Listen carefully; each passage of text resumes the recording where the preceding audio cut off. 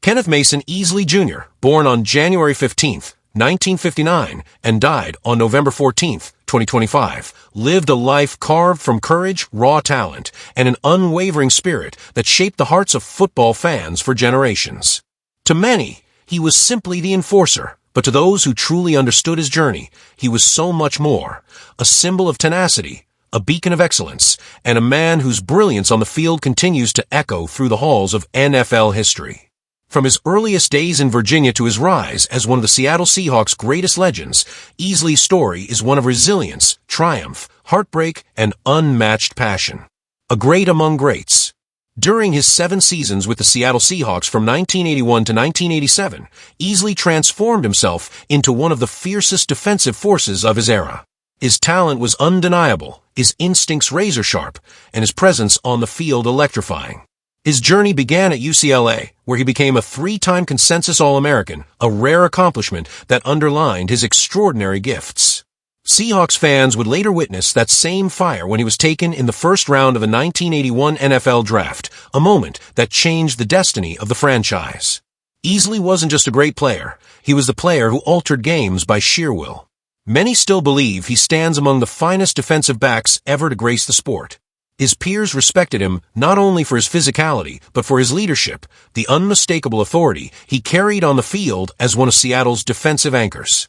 In 1984, his greatness shone brightest when he was named the NFL Defensive Player of the Year, solidifying his place among football's elite. With 5 Pro Bowl selections and 4 All-Pro honors, Easley built a legacy worthy of reverence.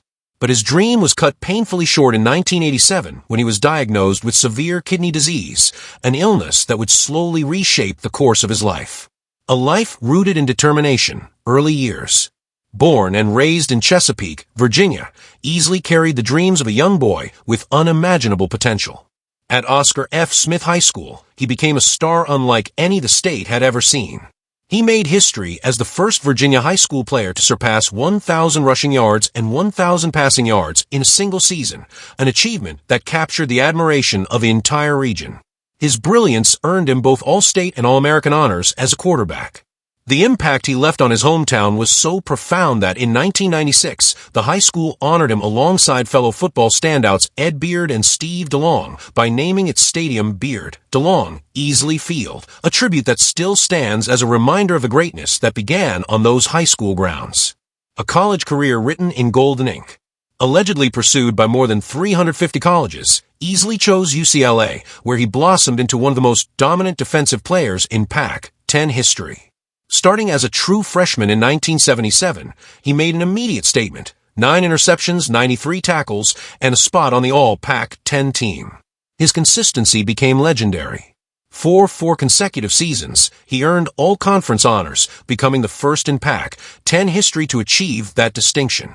By the time he left UCLA in 1980, he held school records for career interceptions, 19, and tackles, 324, numbers that still echo the magnitude of his impact. He was also a 3-time consensus All-American, and even finished 9th in the Heisman Trophy race, an extraordinary feat for a defensive player.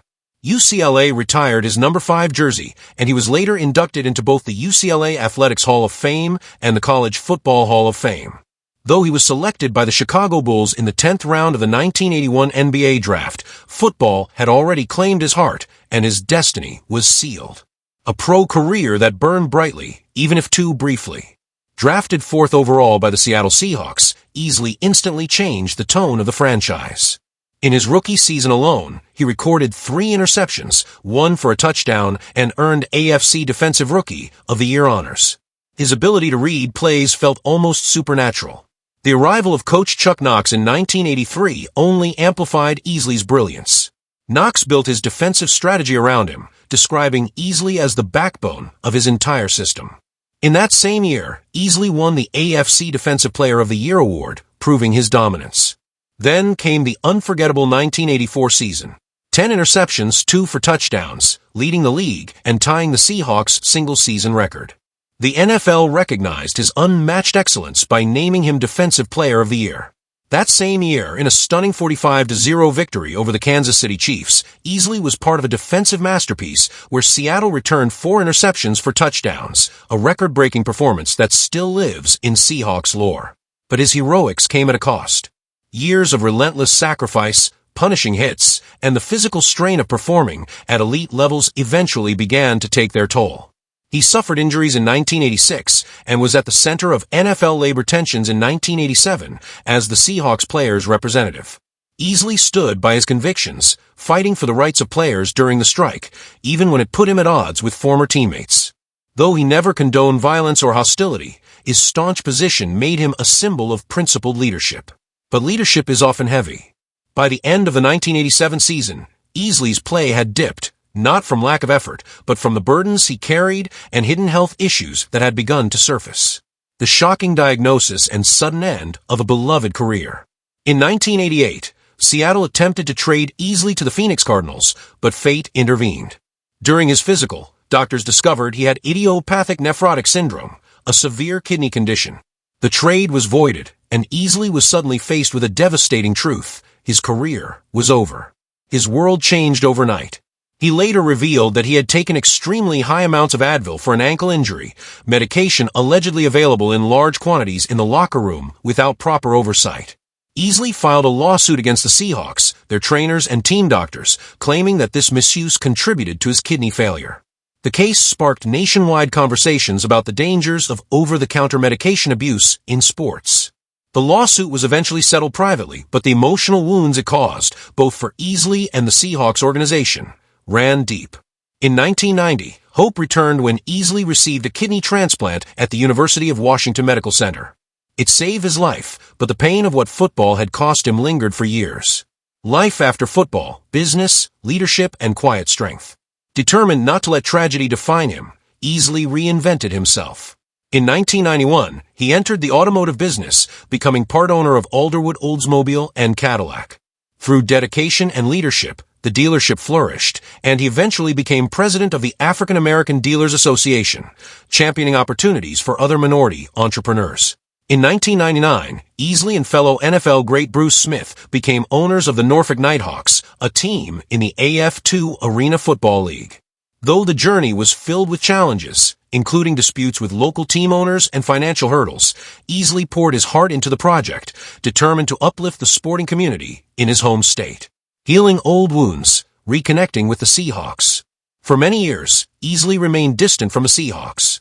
The lawsuit, the trade, the silence after his kidney transplant. All these pains created a long, emotional gulf between him and the franchise he had once carried on his shoulders. But time has a way of softening wounds. 15 years later, a phone call changed everything. The Seahawks wanted to induct him into their Ring of Honor, and they would induct no one else until he accepted. It was a gesture of profound respect. Easley recognized the sincerity behind it, and for the first time in years, he allowed himself to reconnect with the organization that had once shaped his identity. In 2002, he became the 7th Seahawk to receive the honor. From that point on, his relationship with the team blossomed anew.